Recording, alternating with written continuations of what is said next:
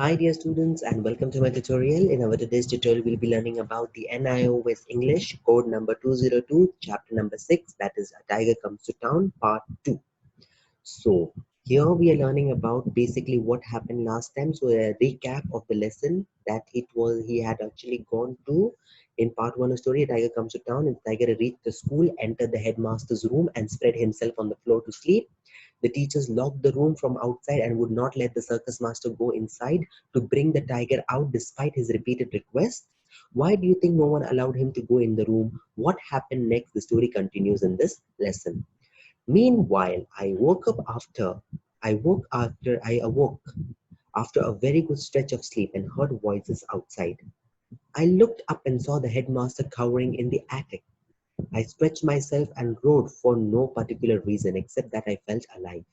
The poor human being in the loft must have trembled at that moment. I wished to assure him that I was not going to hurt him. I raised myself, put up my forelegs on the wall, stretched it, and growled softly, which made him more nervous. I knew my master was outside. I could hear him say, "No one is going to school. You will see the tiger come out and walk off with me. One of you take a ladder in and help the headmaster come down from the attic." "Do you mean to say you're going in as you are, without arms or protection?" They asked him. "Yes, that's what I'm going to do. We have no time to waste." The chairman of the Tiger Committee said, "By the powers I have been the second honorary magistrate, I give you notice that you shall not open or not enter the room." My master asked, "Why do you prevent me from going near the tiger?" They were at a loss to answer. "It's unlawful to commit suicide," they said. "Maybe," said my master, "but which section of the law says that a man should not approach a tiger? Are not circus people doing it all the time?" "Yes," replied the chairman weakly, "but that's different. I can tame a tiger. It's after all my life that I'm risking." The chairman was visibly confused and bewildered. "In that case, you will have to sign an affidavit absolving us from all responsibilities for your life or death." "All right, give me a piece of paper and I'll tell you what to write." The magistrate took out a sheet of paper from his briefcase and gave it to my master. My master wrote the chairman's dictation absolving everyone there from all responsibility. He signed the document and returned it with the comment, "I have signed it just to respect your magistracy, although I'm convinced it's uncalled for and irrelevant. You are exercising unnecessarily authority." The chairman looked at the document and said, "Stop, wait, tell me what is that you have written." "Only what you have dictated. In a language you don't know, I can't accept it." "It is Sanskrit, in which our scriptures are written, the language of gods. I write only Sanskrit, although I know 10 other languages, including Japanese." Without further ado, he put the key onto the lock of the headmaster's room. "Let us go now," said my master. "You must realize that human beings, for all their bluster and timid creatures, they are likely to panic. Why, when they see you, don't look at them. That's the only way to maintain one's peace of mind. R.K. Narayan." So this was all the story about, and in this we got to know that how suddenly a tiger escaped from the circus, came out to the came out to the place, the city. People were running here and there, scared. But in short, the tiger didn't want to hurt anyone, as he was already full. And then he moved from place to place. Suddenly he went to a school. In the school, the headmaster got scared.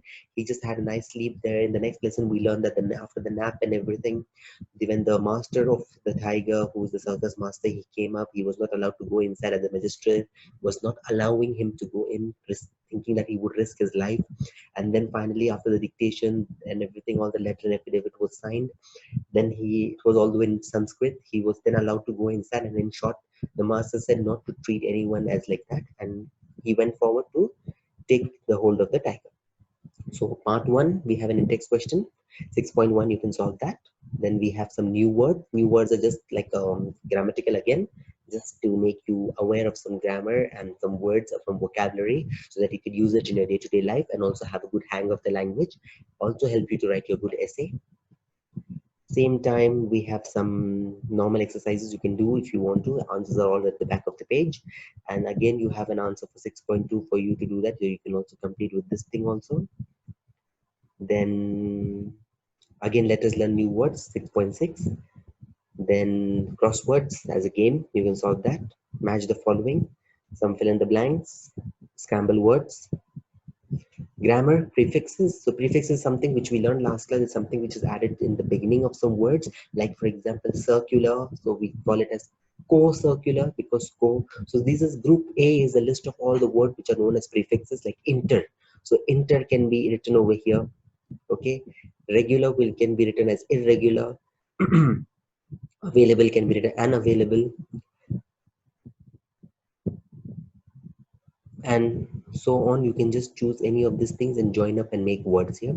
Indirect speech, we already learned the last time that it is something which is written as a third person. So basically two people had a conversation and the second person is informing the third person what was the conversation between him and the first person. So we told it as a third person over here. Like the magistrate said, I order you not to enter the room. If the magistrate said like that, so you would come and tell to other friends, like, what did the magistrate say? The magistrate said that not to enter the room. So this is that the third person is your answer. Similarly, you can solve this thing. You can check it at the back or your answers also. Any doubts, you can let me know. Contractions is something new. Contraction is nothing but the way how we write short forms. Like I am can become am. He has can become his. She was can become wasn't she or she's. So this is the same way we have some words in here. And this is a list of all the contractions. You can go through it. And letters write, it's a formal letter. So right now we are going to learn from this chapter how to write a formal letter. Basically, a formal letter is something where which we have the date on the left hand side. We have, in all the cases, we have the dates on the left hand side, formal or informal. A formal letter is a letter which is written to your people in office or government related. It's not for family and friends. Family and friends, informal letter. We'll come across that later. Always remember to write down the person's information on the left hand side, to whom you're sending, okay, and who are you. So if you're the security, if you're the secretary and you're writing the person information and the place, to whom you're writing his place and this one designation, then dear sir or madam according to what it is. And if you don't know whether it is sir or madam, you can just like dear sir slash ma'am, the subject, and after the subject you can continue with your story, which is done in the three parts: introduction, body, conclusion. In the end, your signature. Find your name and your signature. So this is the format you need to learn in order this thorough this format, so that you know how to write a formal letter. Governor, municipal, or editor of the newspaper, an article, anything, to the magistrate, to anyone you're writing a formal letter, make sure you use the same method. Fine. So rest all is here complete. There's nothing more in this. So let's move forward and we can go for the terminal questions also and solve them, so it can help you to understand the story once again, and you can write it in the literature part. Now we'll come forward for the next lesson, chapter number 7, in our next video. Thank you very much.